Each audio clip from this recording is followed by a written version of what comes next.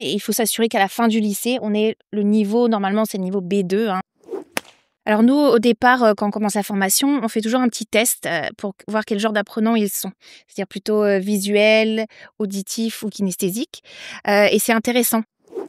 Et on remarque vraiment, avec ces minorités de personnes qui sont par exemple plutôt auditifs ou kinesthésiques, qu'ils ont vraiment une façon différente d'apprendre. Et on essaye de leur donner les outils. Pendant les séances, on essaie de s'adapter. On s'adapte pour leur faire mémoriser les choses et qu'ils pratiquent et qu'ils se sentent à l'aise. La BHZ League est la chaîne costarmoricaine dédiée aux coworkers résidents, ponctuels et réguliers du BHZ Coworking à Lannion. Rendez-vous chaque jeudi autour d'un café ou d'un thé. Indépendants, start-upers, télétravailleurs, qui sont ces acteurs qui font vivre l'économie locale ? Comment s'organisent-ils au quotidien ? Ils donnent tous leurs tips de super-héros. Passionnés, challengers, déterminés, découvrez leur parcours, leur activité dans les Côtes d'Armor et même au-delà. Rendez-vous en description d'épisode pour connaître toutes nos actus. Hello à toutes et tous, je suis ravie d'accueillir de nouveau aujourd'hui Karine. Bonjour Karine. Bonjour Rosen. Alors aujourd'hui, on va parler de l'importance de maîtriser l'anglais en milieu professionnel et qui plus est en 2025. Karine, on s'est vu la semaine dernière, jeudi dernier, dans le dernier épisode. Donc, est-ce que, s'il te plaît, tu peux te présenter en 1 minute pour celles et ceux qui n'auraient pas encore écouté l'épisode précédent, s'il te plaît? D'accord, donc je suis Karine Hudson, je suis directrice d'English Connect à Lannion, école d'anglais et de français langue étrangère aussi, pour tous les âges et tous les niveaux. On est organisme de formation professionnelle aussi, certifié Calliope, donc on répond au financement CPF, OPCO, Pôle emploi ou autres. Et on existe depuis 2017. Et donc voilà, j'ai fait des études d'anglais, j'ai enseigné en Angleterre, j'ai appris à enseigner en Angleterre aussi, et on apporte les bonnes méthodes de là-bas, ici, à English Connect. C'est hyper intéressant. Et donc moi, ça veut dire que si je me rends compte que sur mon CPF, j'ai un gros solde et que j'ai envie de monter en compétences, et notamment en anglais, je peux totalement faire appel à tes services, à English Connect. Exactement. Ok, génial. Pourquoi, selon toi, c'est si important de commencer l'apprentissage vraiment sérieusement en anglais dès la fin du lycée, plutôt que d'attendre un petit peu plus tard que le temps soit passé et qu'on arrive dans le milieu professionnel? Voilà, alors tu mentionnes la fin du lycée, déjà voilà, ça se prépare avant, mais il faut s'assurer qu'à la fin du lycée, on ait le niveau, normalement c'est le niveau B2 dans le programme national, et beaucoup n'ont pas le niveau B2, c'est le cadre européen commun de référence en langue, puisqu'il faut souvent valider encore le niveau B2 en fin d'école d'ingénieur, école de commerce, bac+5, donc ça prouve que c'est pas forcément acquis complètement en terminale. Donc voilà, l'idéal c'est déjà avant, s'assurer que ça se passe bien en primaire, collège, lycée. Si ça se passe bien à l'école, voilà, c'est bien. Pourquoi pas on propose des stages ou des séances d'anglais aussi. Et on voit, c'est vrai que ceux qui font de l'anglais chez nous, les jeunes depuis plusieurs années, ils sont à l'aise, ils parlent pendant 1 heure en anglais au lycée avec un locuteur natif. Et donc, ça les met, ils sont à l'aise déjà au niveau B2. On peut préparer à des diplômes aussi. On est aussi centre de préparation officielle des examens de Cambridge. Donc, on peut préparer des élèves aussi à ces niveaux-là, B2, voire C1. C'est important pour Parcoursup, pour le CV. Et puis, pour après, être à l'aise et au moins mettre l'accent, si on est déjà à l'aise en anglais, mettre l'accent sur d'autres matières, la physique, les maths ou le business, et pas être stressé par l'anglais, parce qu'on a des élèves, malheureusement, qui arrivent bac+5 ou fin de BTS ou autre, ils doivent valider un niveau. Et là, c'est le stress total. Et c'est dommage, parce que ça aurait pu être préparé avant. Donc, c'est important pour les parents, les jeunes, même si des fois, on peut avoir 15-16 de moyenne en anglais au lycée, mais vraiment voir qu'est-ce qu'on maîtrise et qu'est-ce qu'on maîtrise pas. Parce qu'un 15, un 16, ça veut pas dire forcément qu'on va réussir un examen en anglais. Puis les examens sont divers, les tests sont divers. On connaît le TOEIC, on connaît les examens de Cambridge, le TOEFL, le IELTS. Pareil, pour étudier à l'étranger aussi, il faut montrer qu'on a un niveau d'anglais. On a des élèves qui veulent passer 1 an dans un lycée étranger, par exemple aux États-Unis, ou aller à l'université américaine parce que ils sont sportifs de haut niveau, par exemple, ils ont une bourse. Mais il faut aussi montrer qu'on a un niveau d'anglais souvent C1, parfois passer le SAT qui est l'équivalent du bac américain. Donc c'est des maths, des équations, de l'histoire, de l'anglais pur que les Américains passent aussi là-bas. Donc c'est pas en 3 mois. qu'on prépare ça. Même 1 an, des fois, c'est difficile quand on a un niveau A1, A2, voire voilà. Donc ça se prépare. Et du coup, au niveau professionnel, après, voilà, ça aide. Puis faire des petites piqûres de rappel de temps en temps quand il y a besoin. Je mettrais une pyramide justement avec les niveaux d'anglais. Donc, on démarre à A1 tout en bas, c'est C'est ça? ça. Ensuite, donc, A2 naturellement, B1, B2, C1, C2. En général, à la fin du lycée, tu nous disais qu'on atteint un niveau autour de B2, logiquement? Officiellement, c'est B2, voire C1 dans le programme pour ceux qui font de l'anglais en plus. Et ça correspond à quoi? C'est tenir une discussion, dans le langage courant aisément? Est-ce qu'il y a C'est des ça. objectifs pédagogiques en face? C'est ça, c'est pour pouvoir échanger, que ce soit à l'écrit, à l'oral. Donc il y a que 5 compétences: expression écrite, expression orale en interaction, expression orale en continu, compréhension orale et compréhension écrite aussi. Hein, il y a tout ça est évalué évidemment dans les tests et les examens. Donc c'est pas juste, regarder des séries en anglais, ce qui est très bien, et comprendre, c'est aussi parler, s'exprimer, échanger, à l'écrit, à l'oral, avec un anglais, voilà, de bonne qualité, en utilisant différents temps, en donnant son opinion, en argumentant aussi sur la vie, en général, l'anglais en général, mais aussi sur, l'actualité, des choses comme ça. Voilà. D'accord. Et tu parlais du TOEFL, c'est ça? Oui, Qui est un petit peu l'examen de référence, notamment pour entrer en école de commerce, si je ne m'abuse. Là, on est sur un niveau plutôt C1 alors? tout à fait, ouais. Le TOEFL, selon nous, c'est l'examen le plus difficile, en anglais. Enfin, ça se fait, hein, on a des élèves qui le font, mais il faut bien préparer ça. Voilà, ça dépend des écoles, de commerce, ça dépend, souvent il est demandé aussi pour, étudier éventuellement aux États-Unis, voilà, le TOEFL, c'est pas évident, vous entendez, par exemple, une écoute, d'un extrait de cours magistral, sur les dinosaures et vous avez 45 secondes pour, restituer ce que vous avez compris en gros, dans quelque chose d'organisé. Donc même pour un locuteur natif, c'est pas évident, hein, donc faut se préparer. Ça peut être l'eau sur Mars, ça peut voilà des thèmes de genre du National Geographic.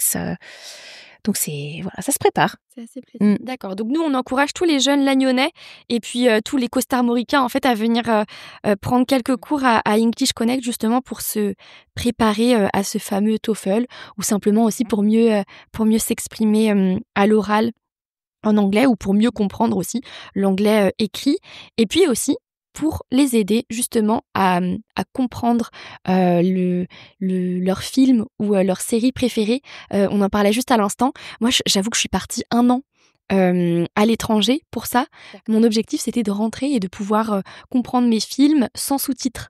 Et donc la petite checkbox, ça y est, elle est cochée, mais on n'a pas Très bien. tous l'occasion de partir 1 an pour s'immerger dans une culture. Donc c'est hyper appréciable de se dire Mmh. que on a English Connect tout près de chez nous.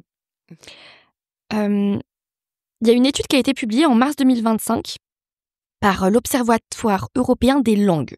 Et qu'est-ce qu'a dit cette étude? Elle dit que 68% des recruteurs français considèrent l'anglais comme essentiel, et notamment pour les postes dédiés aux cadres. Mmh. Toi, est-ce que tu vois que ces exigences-là, elles ont évolué? En fait, typiquement, est-ce que tu vois qu'il y a beaucoup de cadres, en fait, qui viennent sous les conseils, justement, de leur direction pour venir se former à l'anglais ou pas tellement? Alors, soit ça vient d'eux, personnellement, ils se disent, voilà, je dois, forcément, il y a des contacts à l'international, donc et alors ça peut être, souvent, hein, d'ailleurs, je suis pas à l'aise à l'oral pour communiquer. Alors la plupart du temps, ils connaissent leur vocabulaire spécifique, hein, technique, on va dire, mais c'est échanger, voilà, de façon naturelle, ou même au restaurant s'ils vont à l'étranger, échanger avec les collègues, voilà, naturellement et prendre confiance aussi, c'est très psychologique aussi. Donc soit ils viennent personnellement, voilà, ils financent ou alors ils utilisent leur CPF, ou parfois la direction aussi, hein. On a aussi, qui encourage, les salariés à améliorer leur niveau d'anglais. D'ailleurs, là, l'autre jour, j'étais dans une entreprise, et j'ai vu le responsable et il me disait que ça donc celle qui travaille chez eux, qui dans les ventes, a commencé donc l'anglais avec nous il y a 1 an. Et bon, elle maîtrisait déjà l'anglais, mais elle était pas à l'aise, quand ils allaient en voyage, en Californie ou ailleurs pour communiquer et elle est beaucoup plus à l'aise maintenant. D'ailleurs, j'ai remarqué aussi et aussi au sein de l'entreprise, il m'a dit, elle était beaucoup plus à l'aise Donc, le fait de pouvoir être plus à l'aise en anglais, parce qu'ils parlent beaucoup anglais dans cette entreprise-là aussi entre eux, parce qu'il y a des étrangers, et ben voilà, elle est beaucoup plus à l'aise et heureuse dans l'entreprise, en fait. Donc, comme quoi, c'est important aussi. Hein. Oui, bien sûr. Donc, c'est presque une compétence nécessaire aussi pour s'épanouir en entreprise Exactement, aujourd'hui. s'épanouir, c'est ça. Waouh, ok. Nous, au BHZ, on a aussi je pense à 2 coworkers résidents. Donc, ils sont là en fait tous les mois, Carole et Bruno, qui travaillent pour des entreprises à l'international et qui parlent aussi beaucoup anglais. Et on se rend compte justement de l'importance de pratiquer cette langue de plus en plus aujourd'hui. Est-ce que tu vois des difficultés chez des adultes qui doivent améliorer rapidement leur niveau d'anglais pour des raisons professionnelles? Ou s'il n'y a pas de difficulté, il n'y en a pas, mais est-ce que tu vois certaines difficultés quand même émerger chez les professionnels? Tu parles au niveau emploi du temps ou? Emploi du temps, même apprentissage, D'accord, ouais. tous les types de difficultés qu'ils peuvent rencontrer. Oui. Alors nous, au départ, quand on commence la formation, on fait toujours un petit test pour voir quel genre d'apprenants ils sont. C'est-à-dire plutôt visuel, auditif ou kinesthésique. Et c'est intéressant. C'est très intéressant. La plupart des gens sont visuels. Moi, je suis visuelle. J'ai besoin de voir Et là, beaucoup de gens, hein, même s'ils sont plutôt kinesthésiques, des fois auditifs, il y a une partie, il faut utiliser un peu de toutes les techniques, c'est vrai, pour apprendre une langue. Auditif, forcément, si on écoute. Mais c'est trouver les façons, les méthodes qui vont faire que cette personne puisse retenir un concept, par exemple, ou le present perfect, ou que ça devienne naturel. Et on remarque vraiment, avec cette minorité de personnes qui sont, par exemple, plutôt auditifs ou kinesthésiques, qu'ils ont vraiment une façon différente d'apprendre. Et on essaye de leur donner les outils. Pendant les séances, on essaie de s'adapter. On s'adapte pour leur faire mémoriser les choses et qu'ils pratiquent et qu'ils se sentent à l'aise. Et ce sera différent d'une personne à l'autre. C'est hyper intéressant de se focaliser presque sur un test, je sais pas si on peut parler de test de personnalité, mais un petit peu. Tout à fait. Évidemment, il y a plein d'outils qui existent en ligne. Hein. On a la chance de nos jours, hein, c'est vrai, d'avoir plein de choses, mais peut-être trop, on ne sait pas, on se noie, on se dit on va essayer ça ou ça. Et nous, on propose des outils ou des endroits où on peut faire des compréhensions orales à la maison si on veut. Et on teste et certains vont vraiment adorer une plateforme plus qu'une autre et d'autres inversement. Donc on s'adapte à chacun. L'objectif, c'est qu'ils progressent et qu'ils apprécient. C'est très important dans l'apprentissage parce que ça dure souvent plusieurs semaines, plusieurs mois, donc il faut apprécier. Surtout que quand on apprend, on le fait de manière j'allais dire réfléchie, mais de manière aussi organisée. Tu nous faisais une analogie en off quand on discutait toutes les deux, justement où tu faisais une métaphore avec le marathon. En fait, alors tu vas me corriger si je dis des bêtises, mais l'apprentissage de l'anglais, c'est un peu comme le marathon. Alors, pas au moment où on le court, évidemment, parce que l'essentiel, c'est pas d'aller au plus vite. Mais par contre, il y a un vrai travail de préparation en amont qui peut prendre un certain temps et c'est OK. Tout à fait. Voilà, moi je compare souvent l'apprentissage de l'anglais au sport. Donc le marathon, c'est une bonne comparaison aussi parce que on court pas le marathon du jour au lendemain, ou en 2 mois même, c'est pas facile. Enfin, je pense. Il y a différentes choses. Il y a la préparation mentale, physique, le régime alimentaire aussi éventuellement. Donc il y a différents ingrédients qu'il faut mettre pour se préparer. Alors le marathon, ça peut être un examen à passer, éventuellement. Donc il faut se préparer pour faire le maximum le jour J. Ou ça peut être se dire pour Noël il faut absolument, mon objectif c'est à Noël, je veux être à l'aise pour parler en anglais, échanger avec mes clients anglais, mais ça se prépare, il faut du temps et comme le sport, il faut que ce soit régulier aussi. Faut persévérer. C'est ça. Et est-ce que tu vois des objectifs justement qui émergent plus que d'autres? Là, typiquement, j'aime bien le fait que tu mentionnes Noël. On a un peu une deadline justement. Est-ce que parfois ça peut être, en fait, j'aimerais faire un voyage en particulier, aussi, aller en Australie, en Écosse, et donc j'aimerais apprendre l'anglais. C'est quoi les objectifs principaux des clients qui viennent te voir?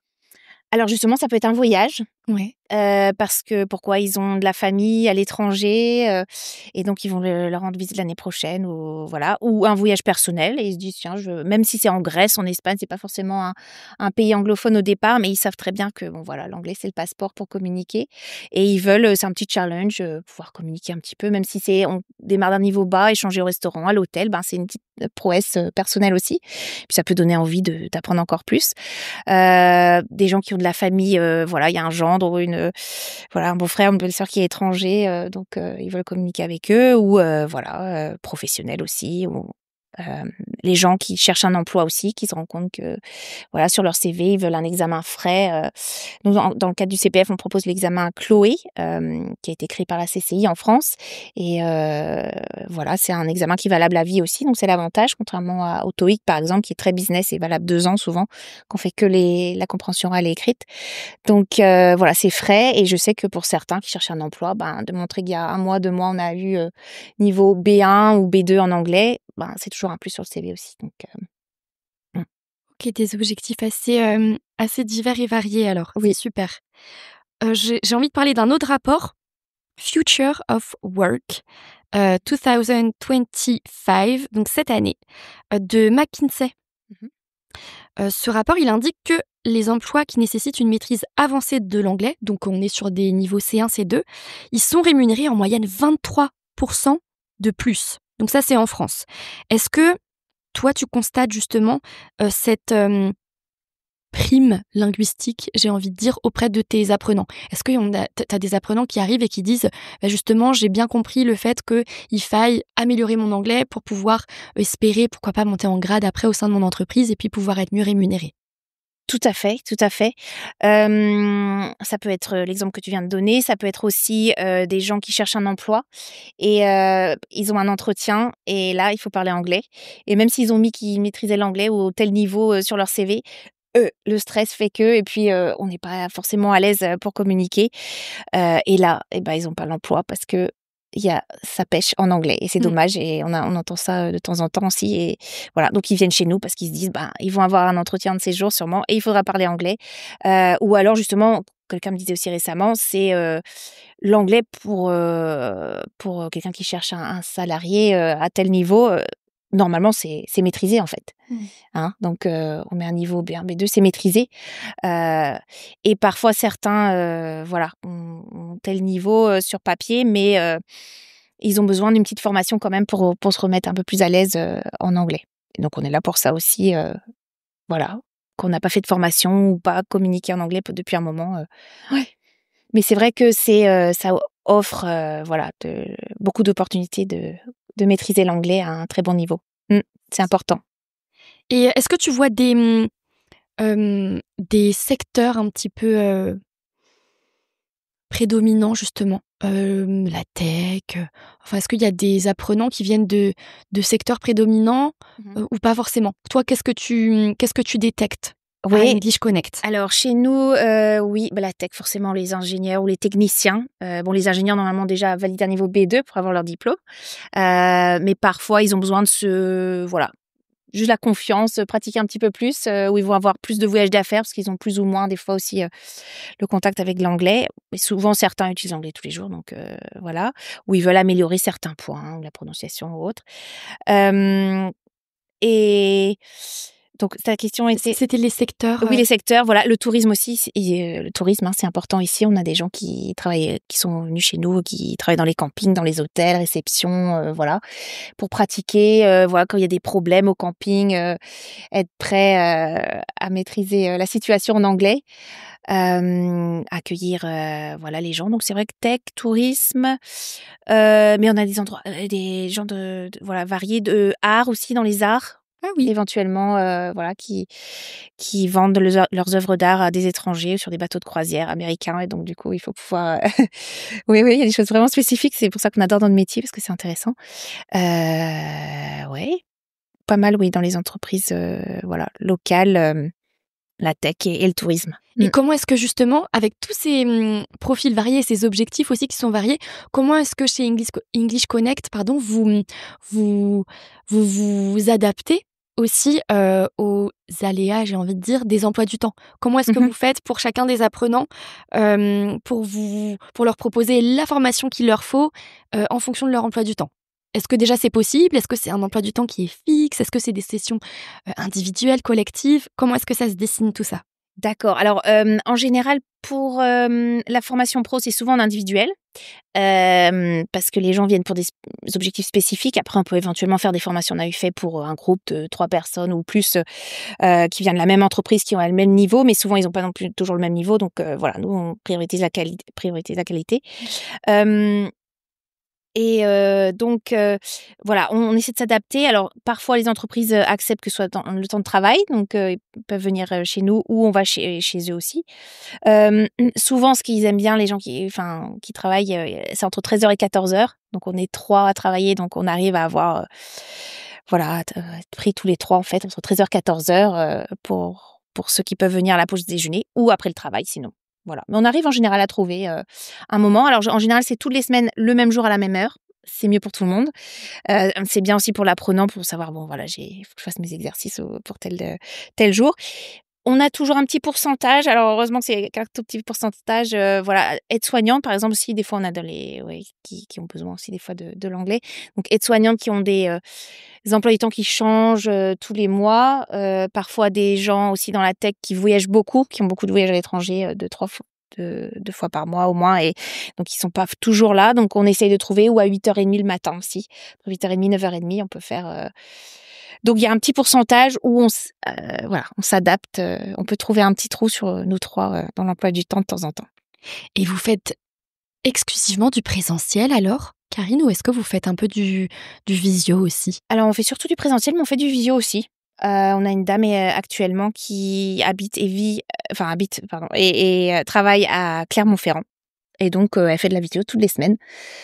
Voilà, elle travaille pour, Michelin à Clermont-Ferrand. Et sinon parfois ça peut aider si, quelqu'un habite, ou a une contrainte, à la maison, une livraison ou des enfants malades ou autres qui doit voilà, on peut faire, au dernier moment, en visio aussi, il y a pas de problème.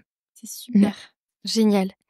Et en dernier point, j'aimerais bien aborder la question de l'IA parce que ça y est, Mmh. depuis que ChatGPT est arrivé en France, Ouais. en avril 2023, je crois, autour d'avril 2023, on a accès chacun derrière nos téléphones à l'intelligence artificielle, à des outils de traduction. Toi, comment est-ce que tu vois cette chose-là et est-ce que tu penses que la maîtrise personnelle de l'anglais, elle restera essentielle dans le futur, professionnel? Qu'est-ce que tu penses de tout ça? Alors évidemment, il y a des outils super maintenant, hein, c'est vrai, on entend, mais des fois, c'est pour écrire un petit email. Alors les personnes vont utiliser forcément les traducteurs, bon ça passe, quand c'est bien traduit parce que des fois, c'est pas toujours, voilà. Mais ça remplacera pas l'être humain, le cerveau humain. Déjà, on remarque il y a des erreurs, hein, même, dans les plugins des sites internet. Des fois, j'ai une amie, Michel Couni, qui est traductrice et qui voit aussi, régulièrement des erreurs. On a la pêche, par exemple, traduit littéralement. Donc voilà. Et puis, les gens, voilà, ils veulent communiquer, avec des clients, on va au restaurant, ben, si on a, toujours un téléphone entre nous 2, c'est pas agréable. Voilà. Moi, par exemple, enfin, je vais au Portugal, je connais pas le portugais, ça me dérange pas une semaine en vacances si vraiment il y a un moment où, j'utilise, un traducteur pour, à l'hôtel, une question ou 2, voilà. Mais dans le quotidien, pour avoir, une bonne relation, professionnelle, avec quelqu'un, c'est pas avoir un téléphone entre les 2. Donc l'anglais, voilà, c'est important de maîtriser, soi-même avec notre cerveau, Oui, hein. Il y a bien rien sûr. qui est Et mieux que notre cerveau. je profite aussi pour dire que LinkedIn fait ça très bien. Je suis formatrice aux réseaux sociaux. Mmh. Et en fait, j'interviens au lycée Félix Le Dantec pour les 2e années de BTS OK. commerce international.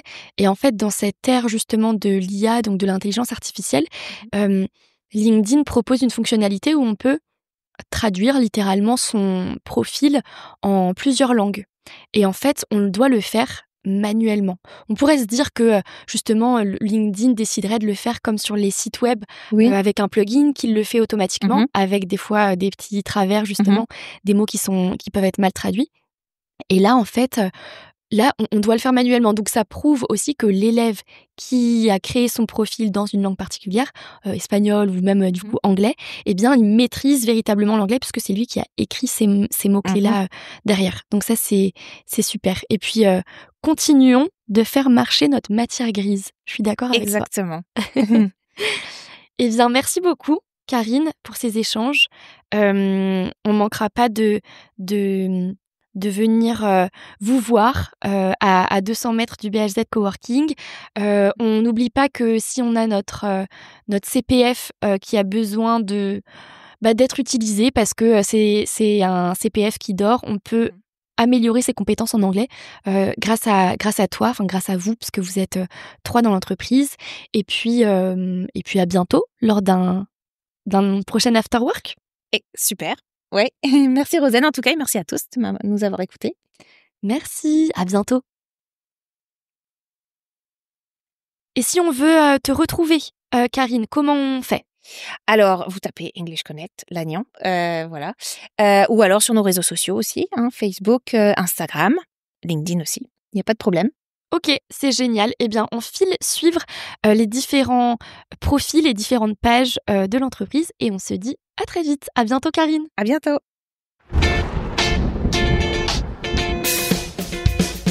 Merci d'avoir écouté ce dernier épisode.